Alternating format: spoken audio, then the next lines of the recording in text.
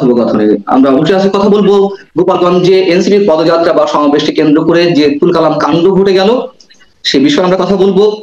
কার পরাজয় কার বিজয়, এবং একই সঙ্গে নির্বাচন কমিশনের ওয়েবসাইট থেকে নৌকা প্রতীক তুলে নেওয়া হয়েছে কেন, কি কারণে, রাজনীতি কোন দিকে, নতুন কোনো বার্তা আসছে কিনা, এই বিষয়ে আলোচনার জন্য আমাদের সঙ্গে যুক্ত রয়েছেন ঢাকা বিশ্ববিদ্যালয়ের আইন বিভাগের অধ্যাপক ডক্টর শেখ হাফিজুর রহমান কার্জন। অধ্যাপক কার্জন, আপনাকে স্বাগত জানাচ্ছি আমাদের অনুষ্ঠানে। আপনি নিঃসন্দেহে জানেন যে সারাদিন গোপালগঞ্জে কি অবস্থা ছিল, কি ধরনের পরিস্থিতি তৈরি হয়েছে, এবং পুলিশি প্রহরায়, সেনা প্রহরায় এনসিপি তাদের সমাবেশটি করেছে সংক্ষিপ্তভাবে, আগে পরে হামলা হয়েছে সমাবেশ স্থলে। সবকিছু মিলিয়ে এই উত্তেজনাকর পরিস্থিতি কেন তৈরি হলো, কি কারণে তৈরি হলো, আপনার কাছে শুরুতে একটু জানতে চাই। আমার কাছে যেটা মনে হয় যে আমি ব্যক্তিগতভাবে যেটা মনে করি যে আমাদের ছাত্ররা গত আগস্টে অনেক জুলাই আগস্টে অনেক বড় সাহস দেখিয়েছে এবং তারা নতুন রাজনৈতিক দল করেছে। যদি আমি মনে করি যে রাজনৈতিক দলের শুধুমাত্র ছাত্রদের দিয়ে রাজনৈতিক দল করাটা একটা সর্ট অফ মিসনোমার কিংবা কনফিউশন। কারণ কোনো একটা শ্রেণী পেশাকে দিয়ে রাজনীতি হয় না। রাজনীতি হচ্ছে যে সারা দেশের সকল শ্রেণী পেশার মানুষের প্রতিনিধিত্ব থাকতে হবে। এখন ধরেন যে তারা নতুন কিছু করলে আমরা তো খুব আশাবাদী হব, কারণ আমাদের বাংলাদেশে বরাবরই কয়েক দশক ধরে, দশকের পর দশক ধরে ছাত্ররা, তরুণরা আমাদের পথ দেখিয়েছে।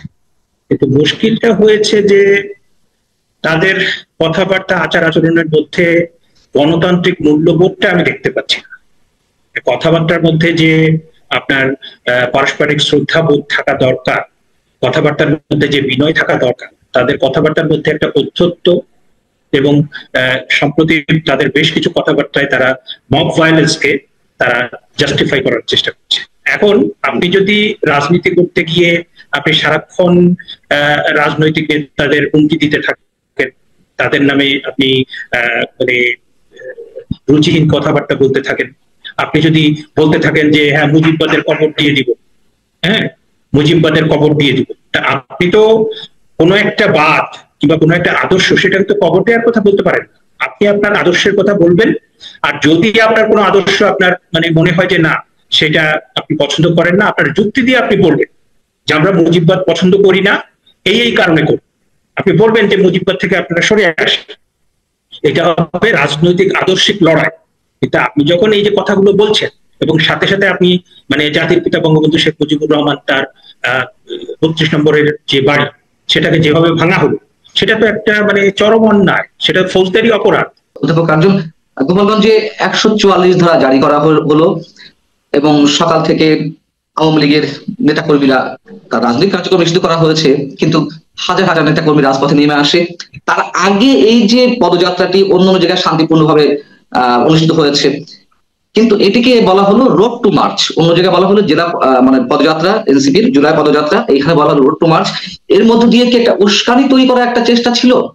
এবং আওয়ামী লীগের আপনার কি মনে হয় কিনা যে এটি না করা হলে আওয়ামী লীগের নেতা কর্মীরা শান্ত থাকতো, এই উস্কানিতে তারা বেশি উত্তেজিত হয়েছে?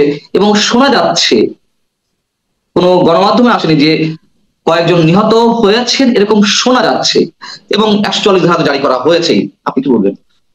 এরকম পরিস্থিতি হলে যেটা হয় যে যারা রাজনৈতিক কর্মসূচি পালন করছেন তাদের তরফ থেকে অনেক সময় শান্তি শৃঙ্খলার স্বার্থে তারা বিরত থাকে, কিংবা ধরেন প্রশাসনের তরফ থেকে সেটাকে আপনার 144 ধারা জারি করে হোক কিংবা যে কোনো ভাবে হোক সেটাকে শান্ত করা হবে। কিন্তু এখানে আমরা দেখলাম আসলে একটা উস্কানি ছিল, এবং আমরা যেটা বেশ কয়েকদিন ধরে আমরা যেটা সামাজিক যোগাযোগ মাধ্যমে আশঙ্কিত হয়েছি, উৎকণ্ঠিত হয়েছি, যে বঙ্গবন্ধুর যে সমাধি আপনার টুঙ্গিপাড়াতে, সেটাকে ভেঙে ফেলা হবে, সেটাকে আগুন লাগিয়ে দেওয়া হবে। নানান ধরনের গুঞ্জন শোনা যাচ্ছে, যেমন আপনি বলছিলেন যে বঙ্গবন্ধুর সমাধির স্থলে একটা আক্রমণ হতে পারে, সেই ধরনের গুঞ্জন গত কয়েক মাস ধরেই শোনা যাচ্ছে। আবার এমনও শোনা যাচ্ছে যে এই সমাবেশ বা পদযাত্রাকে কেন্দ্র করে, বিশেষ করে গোপালগঞ্জের বুকে কোন কোন পক্ষের লাশ প্রয়োজন, এবং উত্তেজনা উস্কানি যে পক্ষ থেকে আসুক না কেন, লাশের প্রয়োজন ছিল, যার কারণে এটা এক ধরনের মেক করা হয়েছে পরিস্থিতি। এটি তো বাংলাদেশের জন্য খুব স্বাভাবিক ঘটনা, আগে পরে আমরা দেখেছি। এই যদি হয় তাহলে সামনের দিনগুলোতে কি আরো ভয়াবহ কোনো কিছু অপেক্ষা করছে? তাদের আসল যে মানে অন্তর্বর্তী সরকারের যে আসল কাজ সেইটাকে ফেলে তারা তাদের হিডেন এজেন্ডা, যেটা মানে যেটা মনে হচ্ছে আমাদের কাছে যে বর্তমান যে অন্তর্বর্তীকালীন সরকার, তারা মূল সমর্থনটা পাচ্ছেন আপনার মুক্তিযুদ্ধ বিরোধী শক্তি এবং উগ্রবাদী ধর্মপন্থীদের কাছ থেকে। এবং এই সমর্থনটা নিয়ে তারা এখানে মেইন স্ট্রিমের যে রাজনৈতিক দলগুলো, সেই দলগুলোকে নির্মূল করে তারা বিদেশি এজেন্ডা বাস্তবায়ন করতে চান, তারা নির্বাচনকে অনিশ্চিত করে দিতে চান এবং তারা মানে এইখানে একটা নৈরাজ্য তৈরি করতে চান। আচ্ছা, আমি বলছি যে আপনি মুজিববাদ মুর্দাবাদ এনসিপি নেতারা স্লোগান দিচ্ছে, এই প্রসঙ্গটি তুললেন একটু আগে।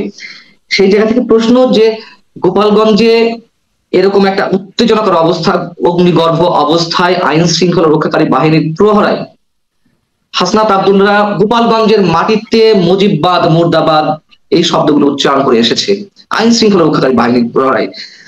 আবার অন্যদিকে নিষিদ্ধ হওয়ার পরেও আওয়ামী লীগ ছাত্রলীগের নেতা কর্মীরা যে অবস্থান নিল গোপালগঞ্জের রাজপথে, এই দুটার সংমিশ্রণে আমাদের বিশ্লেষণটা কোন দিকে যাবে? মানে জয় পরাজয়টি কাদের ঘটলো? না, আমি তো মনে করি যে আমি ব্যক্তিগতভাবে যে কোনো হামলাকে নিন্দা জানাই। যে যে কেউ হামলা করুক, সহিংসতা করুক, আবার সেনাবাহিনী কিংবা পুলিশ কিংবা বিজিবি তারা যদি মানে অপ্রয়োজনে বল প্রয়োগ করে, সেটাও কিন্তু ভীষণ রকম নিন্দা জানাই, অপছন্দ করি।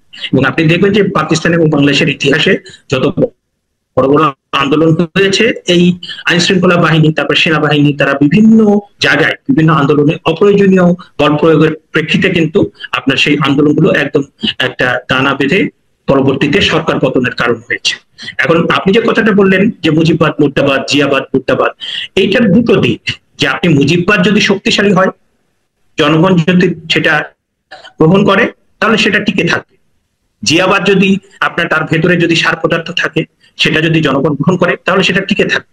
আপনি হুমকি দিয়ে, আপনি জবরদস্তি করে সেটাকে তো আপনি বন্ধ করতে পারবেন না। এবং আপনি যখন সেটা করছেন, আপনি তো ফ্যাসিবাদী আচরণ করছেন। এবং এইটার একটা দিক হচ্ছে যে আদর্শের শক্তি, আর একটা হচ্ছে জনগণের গ্রহণ করছে কিনা।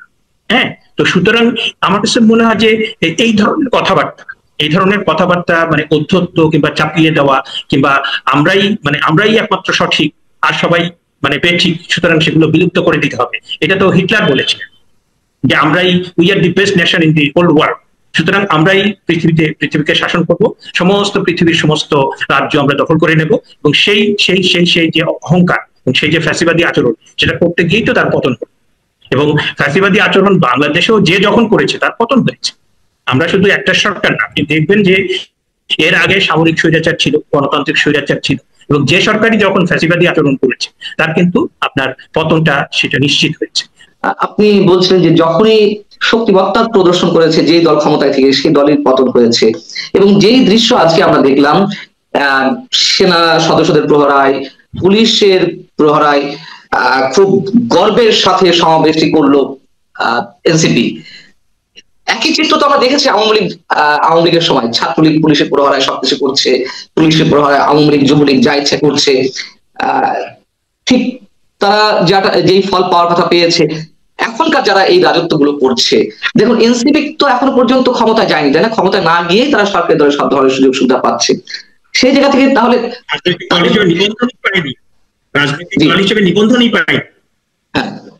সেই জায়গাতে এই ধরনের প্রোটেকশন, এই ধরনের প্রোটোকল, এই ধরনের তাদের এসকর্ট করে সবকিছু করা, তো তাদের পরিণতি কি হতে পারে? আমরা তো আওয়ামী লীগ যুবলীগ ছাত্রলীগের পরিণতি দেখেছি, এনসিপি পরিণতিটা কি হতে পারে? না, আপনার সাথে তো আমার বন্ধুত্ব অনেক দিনের, তাই না? আপনার সাথে আমার জানাশোনা অনেক দিনের। এবং এর আগের যে মানে সময়ে আওয়ামী লীগের শাসনামলে নানা রকম মানে বাড়াবাড়ি হয়েছে, নানা রকম এমন কিছু হয়েছে যেটা মানে মর্মাহত করেছে আমাদেরকে, আমরা আশাহত হয়েছি। আমরা কিন্তু তখনই বলেছি যে এই কাজগুলো করা ঠিক হচ্ছে, এটার পরিণতি কিন্তু ভালো হবে। এবং মানে আওয়ামী লীগের মতো দল কিংবা বিএনপির মতো দল, বিএনপি 2001 থেকে 2006 পর্যন্ত এমন অনেক কিছু করেছে যেটা করাটা কিন্তু ঠিক হয়, এবং যার জন্য কিন্তু বিএনপিকে মূল্য দিতে হয়েছে। আওয়ামী লীগ বিভিন্ন সময় ক্ষমতায় থেকে যে সমস্ত কাজ করেছে, কোনটা আপনার অপ্রত্যাশিত ছিল, কোনটা ঠিক হয় নাই, কোনটা বাড়াবাড়ি ছিল, সেগুলোর জন্য কিন্তু আওয়ামী লীগকে মূল্য দিতে হচ্ছে। আর আওয়ামী লীগ এবং বিএনপি যেখানে 40% করে আপনার ভোট আছে, 30 থেকে 40%, তাদেরই যেভাবে মূল্য দিতে হয়। আর এদের তো মানে এরা তো রাজনৈতিক দল হিসেবে দাঁড়াই না, আপনি সবেমাত্র শুরু করেছেন এবং সেটা শুরুটা পদযাত্রা হচ্ছে। এবং আপনি দেখবেন যে আজকের সমাবেশে মানুষ কোথায় ছিল, তাদের সমর্থককে আপনি দেখেছেন? মানে ক্যামেরাগুলো তো শুধুমাত্র মঞ্চের দিকে। এক্স্যাক্টলি, আমি বলছি 1 থেকে 1.5 পর্যন্ত হয়েছে।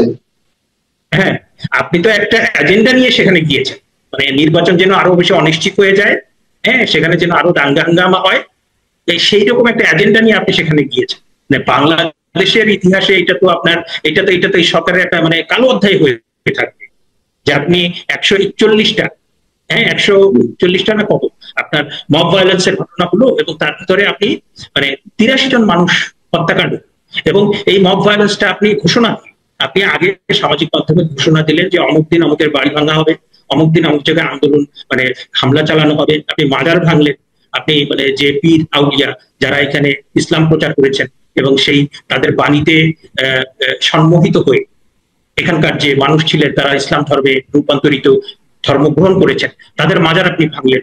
এই যে আপনার মানে আপনি আপনি আপনি যে সমস্ত মানে বিশৃঙ্খলাগুলো তৈরি করলেন, আপনি সুনির্দিষ্ট একটা এজেন্ডা নিয়ে যে সমস্ত নৈরাজ্যগুলো তৈরি করলেন, তার তো একটা বড় ধরনের ইম্প্যাক্ট হবে। এর আগে কিন্তু ইসি বলেছিল যে না, নৌকা প্রতীক তোলা হবে না, যেহেতু আওয়ামী লীগকে ফর দ্য টাইম বিং নিষিদ্ধ করা হয়েছে তার রাজনৈতিক কার্যক্রম, এটা ফুলফিল মানে পুরোপুরি নিষিদ্ধ হয়নি। সো তারা যখন আবার নিবন্ধন ফিরে পাবে তখন আবার তারা ওই প্রতীক পাবে। সো এখন আর উঠানো সম্ভব না। মানে আমাদের মুশকিলটা হয়েছে যে এই তরুণ প্রজন্ম ইতিহাসও পড়ে না, তারপরে তারা মানে রাষ্ট্রবিজ্ঞানও পড়ে না, তারা মানে সমাজবিজ্ঞানও পড়ে না, এবং আমাদের রাজনীতি করতে গিয়ে যে সমস্ত ডিসিপ্লিনটা আপনার মোটামুটি পাঠ করাটা আবশ্যিক, তার কোনো কিছু বিশেষ করে ইতিহাস সম্পর্কে তারা কিছু জানে। যে এই নৌকাটা মাওলানা ভাসানীর প্রতীক ছিল, এই নৌকাটা বঙ্গবন্ধুর প্রতীক ছিল, এই নৌকাটা সরোয়ার্দীর প্রতীক ছিল, এই নৌকাটা মানে আপনার বাংলাদেশের মুক্তিযুদ্ধের প্রতীক ছিল। হ্যাঁ, একটা দল নেতৃত্ব দিয়েছে, কোনো কোনো মানে আপনার ধরেন যে এক একটা সময় থাকে কোনো কোনো একটা দল আপনার সেটা নেতৃত্ব গ্রহণ করে, তাই না? যে আওয়ামী লীগ একটা নেতৃত্ব গ্রহণ করেছে, অনেক বড় নেতৃত্ব, বিএনপি আর একটা নেতৃত্ব, আপনার ধরেন স্বৈরাচার বিরোধী যে আন্দোলন সেখানে 3 জন ছিল, কিন্তু বিএনপি ছাত্র দল তাদের নেতৃত্বকে অন্যভাবে মূল্যায়ন করা হয়। এক একটা সময় থাকে এক একটা দলের তাদের নেতৃত্ব নিতে হয়, এবং সেই ইতিহাস তাদের উপর সেই দায়িত্বটা অর্পণ করে, তারা মোটামুটি সফলতার সাথে পালন করে। কোথাও কোথাও কিছু বিচ্যুতি থাকে, সেটা সব দলেরই থাকে, কিন্তু এখন ধরেন যে সেটাকে আপনি সেই ইতিহাসটাকে মনে রাখবেন না, আপনি আইনসঙ্গত ভাবে তো যে নির্বাচন কমিশনের যে বিধিমালা সেটা সংশোধন না করে তো এটাকে আপনি মানে তুলে দিতে পারেন। এখন একজন উপদেষ্টা হুমকি দিন, তা আপনি সেটাকে ফ্যাসিবাদী আচরণ বলবেন? আইন কানুনের কোনো তোয়াক্কা নাই। এবং ইশরাককে নিয়ে যেটা হলো, হ্যাঁ, বিএনপির যে আপনার মেয়র তাকে মানে নির্বাচন কমিশন ঘোষণা দিয়েছে, আদালত ঘোষণা দিয়েছে, কিন্তু সরকার সেটাকে তাকে শপথ পড়ায় নেই বোধহয়। হ্যাঁ, তো এই যে আচরণগুলো আপনি 5ই আগস্টে যে আপনি এখানে আপনি 5ই আগস্টটা যে হলো, আপনি বললেন আইনের শাসন প্রতিষ্ঠা করবেন, আপনি বললেন গণতন্ত্র প্রতিষ্ঠা করবেন, আপনি বললেন সুশাসন প্রতিষ্ঠা করবেন, আপনি বললেন স্থিতিশীলতা আসবে দেশে, তো তার কোনো কিছুই তো আমরা দেখতে পাচ্ছি। তাহলে পরে আপনি যে কথাগুলো বললেন আপনার কাজের ভিতরে সেটা প্রতিফলন না থাকে, আমরা কি করে আপনার উপর আস্থা রাখবো? এবং বাংলাদেশে অধিকাংশ ক্ষেত্রেই, প্রায় সব ক্ষেত্রেই এই দ্বিচারিতার জন্যই কিন্তু সবার পতন হয়েছে। মানে সরকার হোক কিংবা অন্য যে কেউ, আপনি কথা যেটা বলছেন আপনার কাজে তার প্রতিফলন নেই। সুতরাং এই যে ডাবল স্ট্যান্ডার্ড কিংবা আপনার যে কথা এবং কাজের মধ্যে যে ফারাক, সেটার জন্য কিন্তু আপনার পতন হচ্ছে। সুতরাং আমরা তো অনেক বড় সময়ের সাক্ষী, তাই না? আমরা তো কয়েক দশক দেখে ফেললাম আমাদের যে বয়স, তো তাতে করে আমরা কিন্তু দেখেছি উত্থান পতন দেখেছি।